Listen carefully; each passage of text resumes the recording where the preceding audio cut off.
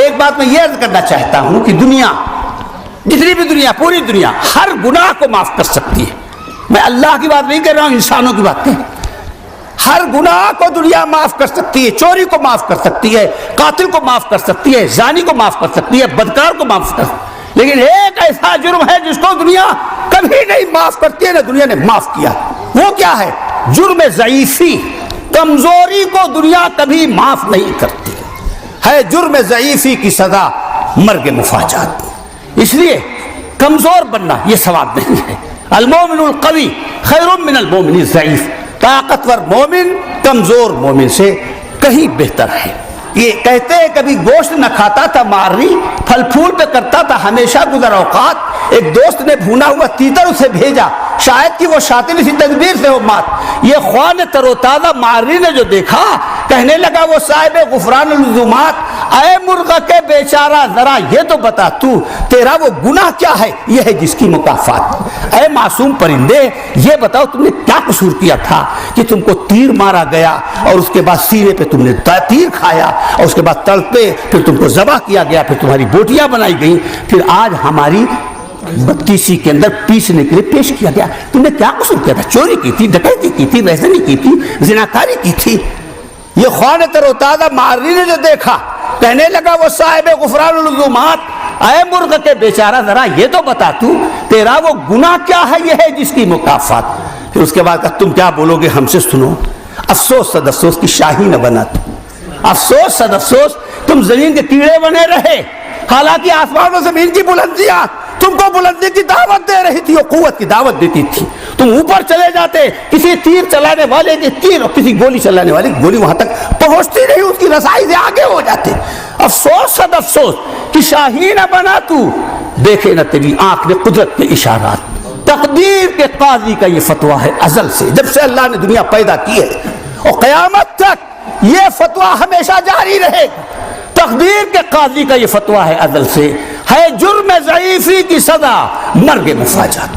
جو قومیں کمزور ہوتی ہیں وہ کتوں کی موت ماری جاتی ہے، وہ گیدڑوں کی موت ماری جاتی ہے، وہ بیلوں گایوں کی موت ماری جاتی ہے، اپنی موت نہیں مرتی. تو میں یہ عرض کر رہا تھا کہ کمزور ہونا کوئی کار ثواب نہیں ہے، کمزور ہونا کوئی جنت کا ٹھیکہ نہیں ہے. حضرت نے جب فرمایا المومن القوی خیر من المومن الضعیف، طاقتور مسلمان کمزور مسلمان سے بہتر ہے. طاقتور مسلمان چاہے جسم کے اعتبار سے طاقتور ہو، چاہے دماغ کے اعتبار سے طاقتور ہو، چاہے تعلیم کے اعتبار سے طاقتور. جہل بھی ایک کمزوری ہے، بیماری اور جہالت بھی ایک کمزوری ہے، جسمانی ذوق بھی ایک کمزوری ہے، رائے کی کمزوری بھی ایک کمزوری ہے. علماء نے لکھا ہے کہ طوفان باد و بارہ سے قوموں کو وہ نقصان نہیں پہنچتا. زلزلے آ جائیں، بارش آ جائے، سیلاب آ جائے، بستیوں کو بہا لے جائے، اس سے بستیوں کو وہ نقصان نہیں پہنچتا. قوموں طوفان باد و بارہ سے قوموں کو وہ نقصان نہیں پہنچتا جو شعور صحیح کی محرومی سے پہنچتا ہے. صحیح شعور جب نہیں ہوتا ہے تو قومیں برباد ہو جاتی ہیں. وائے ناکامی متاع کارواں جاتا رہا، وائے ناکامی متاع کارواں جاتا رہا، کارواں کے دل سے احساس زیاں جاتا رہا. تناسانیاں چاہیں اور آبرو بھی، وہ قوم آج ڈوبے گی گر کل میں ڈوبی.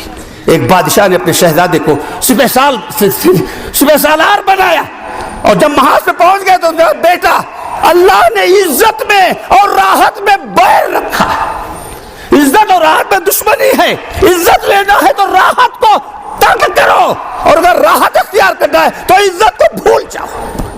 عزت بھی ہو اور راحت اور کوئی شوق آپ کا اسے محروم نہ رہے. کھانے کا شوق، پہننے کا شوق، ڈبازی کا شوق، عیاشی کا شوق، یہ دو چیزیں نہیں جمع ہو سکتی. تناسانیاں چاہیں اور آبرو بھی، وہ قوم آج ڈوبے گی گر کل نہ ڈوبی. تو اس لیے میرے دوستو آپ کو اللہ تعالیٰ نے اس کے مضبوط بنو، صحت کے اعتبار سے بھی، تعلیم کے اعتبار سے بھی اور شعور کے اعتبار سے بھی آپ کے اندر بلندی. اور اگر آپ جاہل رہے تو وہ آپ کا گناہ ہے، دوسرے کا گناہ نہیں ہے. اگر رائے تعلیم رائے کے اعتبار سے آپ کو تو آپ کا گناہ ہے. نشہ استعمال کرو گے سگریٹ استعمال کر لو، سگریٹ جیسی ٹانگیں اور ہاتھ بن جائیں گی، نہ خنجر اٹھے گا نہ تلوار سے، یہ بازو میرے آزمائے ہوئے ہیں۔ اگر کمزور بنو گے وہ تمہارا جرم ہے اور مجرم ہی کو سزا ملتی ہے۔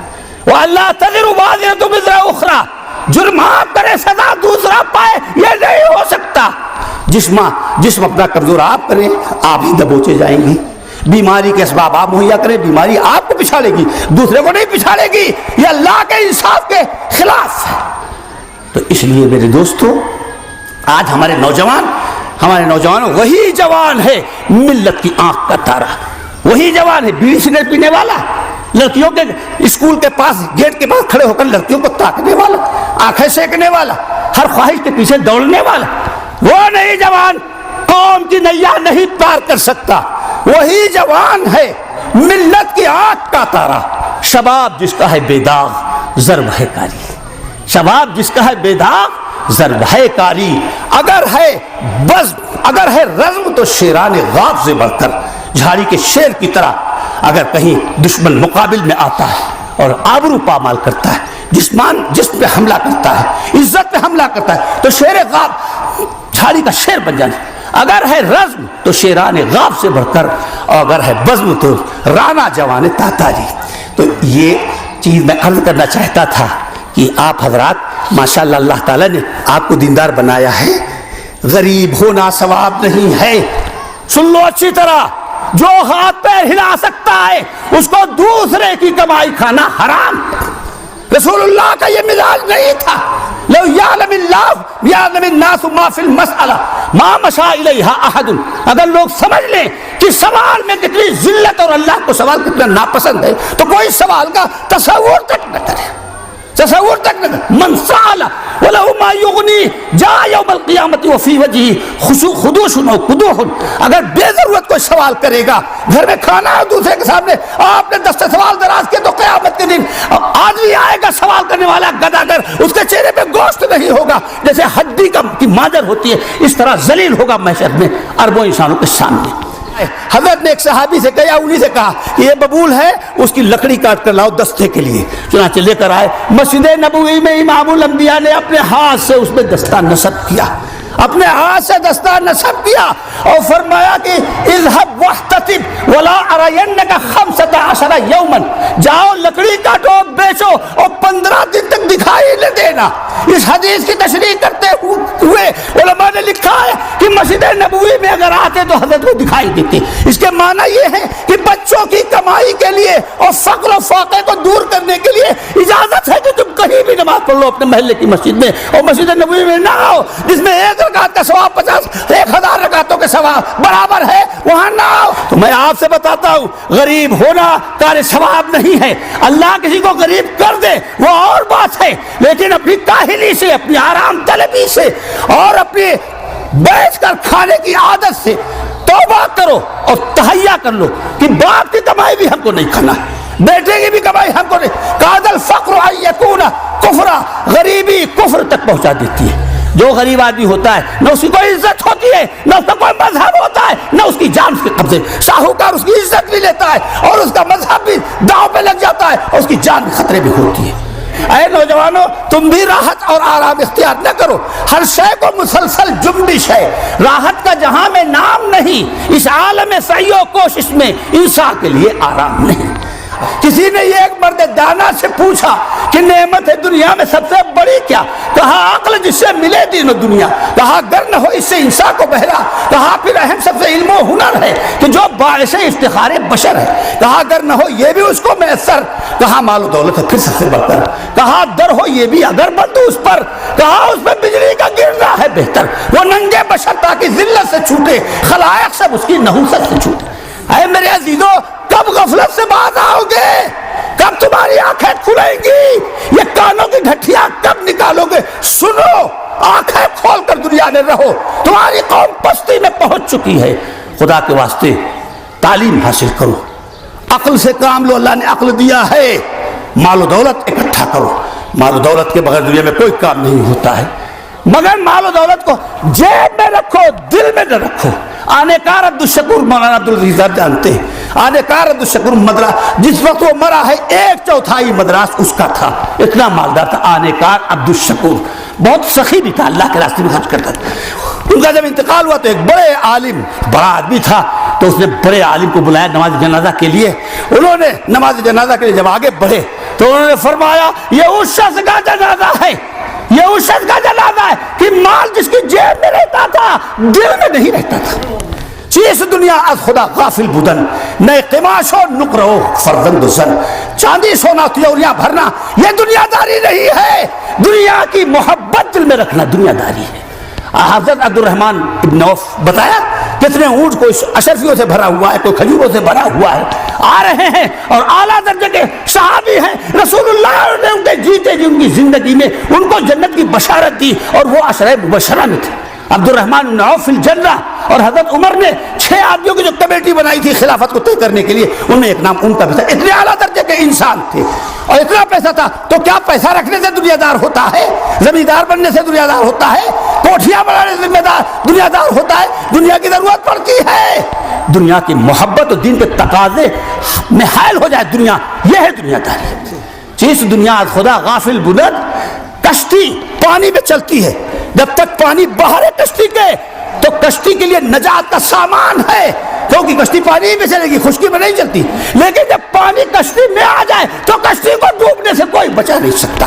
اسی طرح سے مال جب باہر رہے جیب میں رہے تو کوئی حرج نہیں ہے، لیکن جب مال آپ کے دل میں آ جائے اور مال کی محبت کے لیے ماں کا حق نہ ادا کرو، باپ کا حق نہ ادا کرو، ملت کا حق ادا نہ کرو، قوم کا حق ادا نہ کرو، تو پھر یہ وہی ہے کہ کشتی میں پانی آ گیا ہے، اب کشتی کو ڈوبنے سے کوئی بچا نہیں، آپ کی آخرت برباد ہو جائے گی۔ آپ نے پیسے کو دانت سے پکڑ لیا، آپ نے پیسے کو اپنا ماتحت نہیں سمجھا، آپ نے پیسے کو اپنا مال نہیں سمجھا، بلکہ آپ پیسے کے غلام ہو گئے۔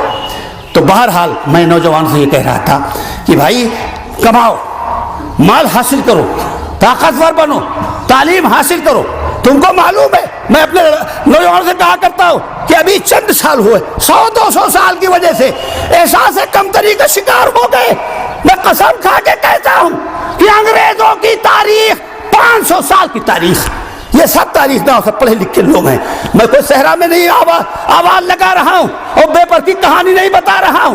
500 سال پہلے انگریز دور گمنامی میں تھا اور لندن کے اندر کیچڑ تھا۔ 500 سال پہلے نہ سڑکیں بنی تھی، نہ مکانات تھے، نہ روشنی تھی، اور آپ کا شہر بغداد 500 سال پہلے خون برستا تھا، وہاں خون برستا تھا، سب سے زیادہ ترقی یافتہ شہر۔ آپ کو اندازہ نہیں ہوگا ہاتھ کنگن کو عرصی کیا ہے، کنگن کا اگر ہاتھ میں ہو تو شیشے میں دیکھنے کی ضرورت نہیں ہے، آنکھیں کھولیے اور دیکھ لیجئے کہ یہ دیکھیے کنگن ہے۔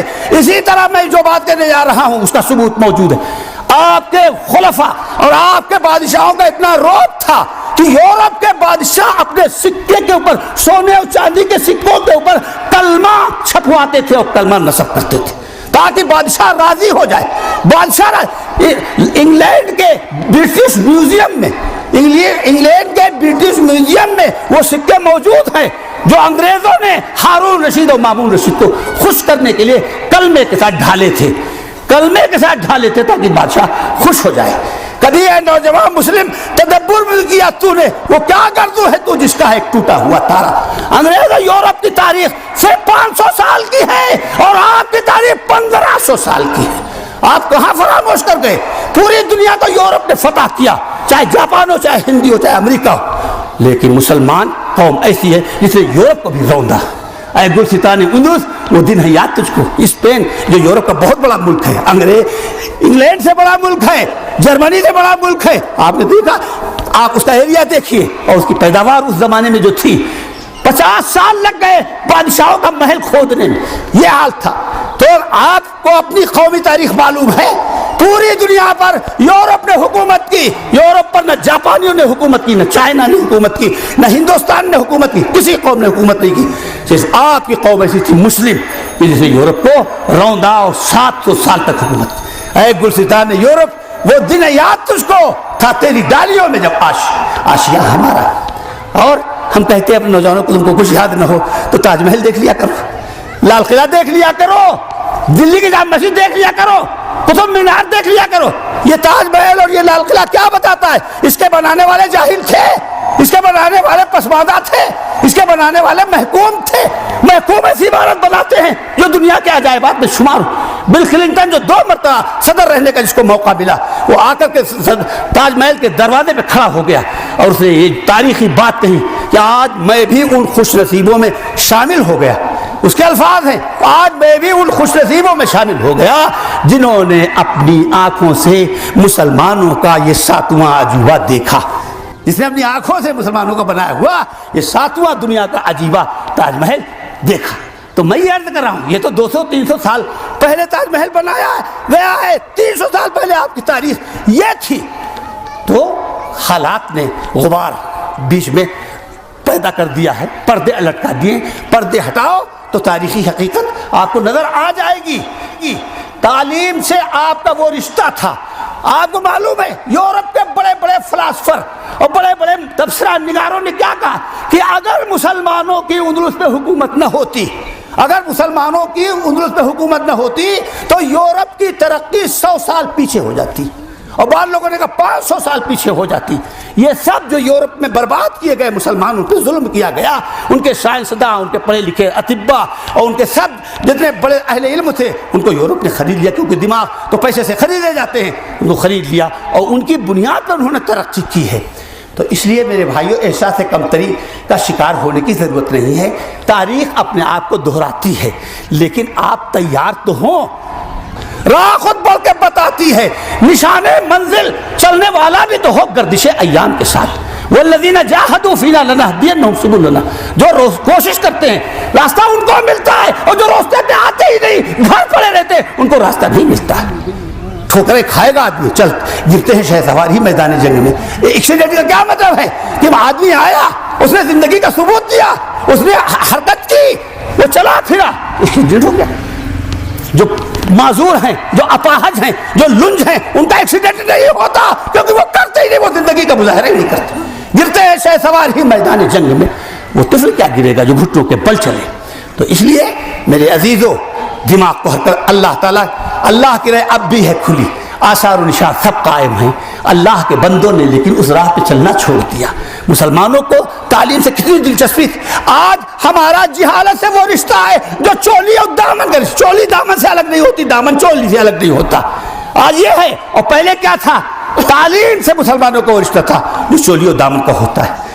جیسا کہ کسی شاعر نے کہا ہے، میرے اشک جن کو گوہر کہیں تیری رہ گزر میں بکھر گئے، اے محبوب تیرے راستے میں میں نے آنسو لوٹے، آنسو بکھیر دیے، یہ آنسو جو موتی کا درجہ رکھتے ہیں میں نے تیرے راستے میں موتی سمجھ کے بکھیر دیے۔ میرے عشق جن کو گوہر کہیں تیری رہ گزر میں بکھر گئے، میری کائنات لٹی سہی تیری رہ گزر تو سنور گئی۔ تو اگر بیٹے اور بیوی کی محبت کی ضرورت پڑی تو اس کو بھی قربان کر دیا۔ آپ کو معلوم ہے ایک فاتح تھا عبد الرحمن فروخ، انہوں نے ترکی میں جھنڈے گاڑے تھے۔ حضرت ربی ابن زیاد صحابی رسول تھے، ترکی کے فاتح، ان کے یہ غلام تھے، کوئی 20-25 سال کی عمر تھی۔ تو جب ترکی میں جھنڈے گڑ گئے تو حضرت نے نظر مانی تھی کہ میری زندگی کی آخری آرزو یہ ہے کہ میں ترکی میں جھنڈے گاڑ دوں۔ ہمارے نوجوانوں کی آرزو کہاں ہے؟ ہمارے نوجوانوں میں اولو العزمی ہے، ہمارے نوجوانوں میں بلند خیالی ہے، ہمارے نوجوانوں تو صرف خواہشات رہ گئی ہے کہ گوشتابہ کھاؤ، مچھلی کھاؤ اور بریانی کھاؤ۔ تمہارے پاس بلندی بھی ہے تو ان کی بلندیاں کیا تھیں؟ ان کے خیالات دوسرے تھے، ان کا عالم بھی دوسرا تھا۔ پرواز ہے دونوں کی اسی ایک فضا میں، کرگس کا جہاں اور ہے، شاہی کا جہاں اور۔ صحابہ جس ماحول میں اڑتے تھے وہ ماحول آپ کو نصیب ہی نہیں ہے، وہ بلندی نصیب نہیں ہے۔ اسی لیے تو کہا جاتا ہے کہ صحابہ کی گرد راہ کے برابر ہی ہم نہیں پہنچے۔ ان کی آرزوئیں کیا تھی کہ ہم ترکی میں، ترکی یورپ کا حصہ کا لگا، وہاں بھی جھنڈا گاڑ دیں، گاڑ دیا۔ تو چنی خواہی خدا خواہ چنی، مید حد یزداں مراد متقی۔ ہم کچھ چاہتے ہیں، آپ کچھ چاہتے ہیں، اور اللہ اپنے نیک بندوں کی مراد پوری کر دیتا ہے۔ اب ماں نے تھیلی کھول دی بچے کے لیے، اشرفیاں لی 10-20 اور بچے کی انگلی پکڑی اور مسجد نبوی میں جو سب سے بڑا عالم تھا اس کی خدمت میں لے گئی، پہلے نذرانہ پیش کیا اور کہا یہ میرا بیٹا آپ کی خدمت میں ہے۔ تو گھول کے پلا دیا انہوں نے، ایک تو ماں کی طرف سے خدمت اور دوسرے لڑکے کی ذہانت، اور خوب پڑھا دیا۔ اس کے بعد اماں سے کہا کہ اماں اب مسجد قباء میں جو صحابہ جو علماء تھے ان سے پڑھیں گے، تو مسجد قباء میں پڑھیں۔ پھر کہنے لگے اب ہم یمن جائیں گے، تو یمن نے اپنے پیسے سے بھیجا. پھر کہا مکے میں بھیجا. کہا ملک شام جائیں گے، کہا ملک شام میں بھیج دیا. کہا پھر مصر جائیں گے تو مصر بھیجا. اب اپنے پیسے سے سب ساتھیوں کا قافلہ روانہ کیا. 5 ملکوں سے جو پڑھ کے آئے وہ تو سورج و چاند کی طرح مشہور ہو جاتا ہے. امام ابو حنیفہ، امام مالک نے ان کے سامنے گھٹنے ٹیکے. اتنا بڑا عالم تھا، اس کا نام تھا ربیعہ.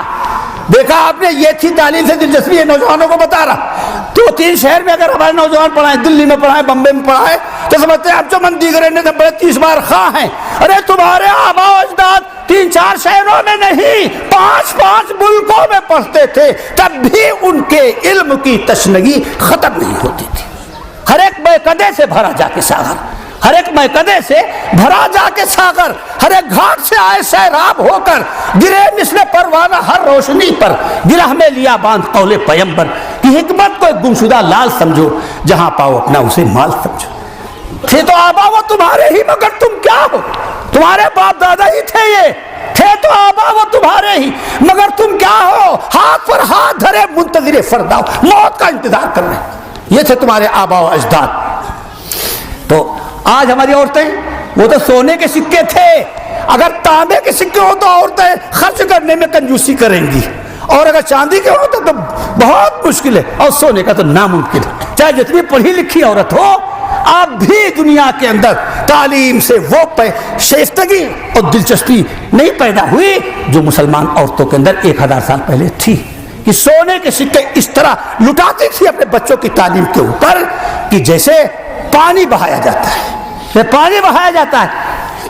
تو دوستو، میں اپنے نوجوانوں سے کہہ رہا ہوں اور اپنے بھائیوں سے کہہ رہا ہوں، یہ ہمارے لخت جگر ہیں، یہ ہمارے دید و دل ہیں بچے. نعمت نہیں دنیا میں پسر سے کوئی بڑھ کر، راحت نہیں آرام جگر سے کوئی بڑھ کر، لذت نہیں پاکیزہ ثمر سے کوئی بڑھ کر، نکہت نہیں بوئے گلے تر سے کوئی بڑھ. صدموں میں علاج دل مجروح یہی ہے، ریحاں یہی، روح یہی، روح یہی ہے.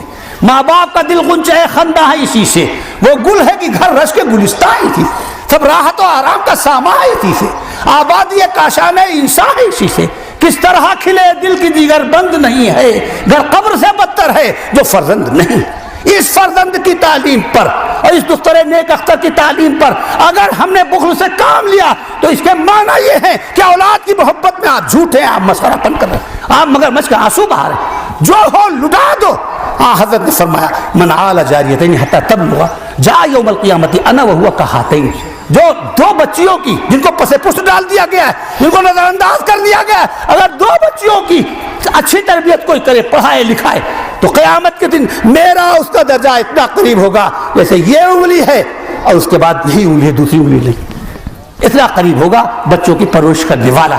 ما نحل والد ولدہ نحلا افضل من ادب. تعلیم سے بڑھ کر اولاد کو کوئی تحفہ نہیں دیا جا سکتا.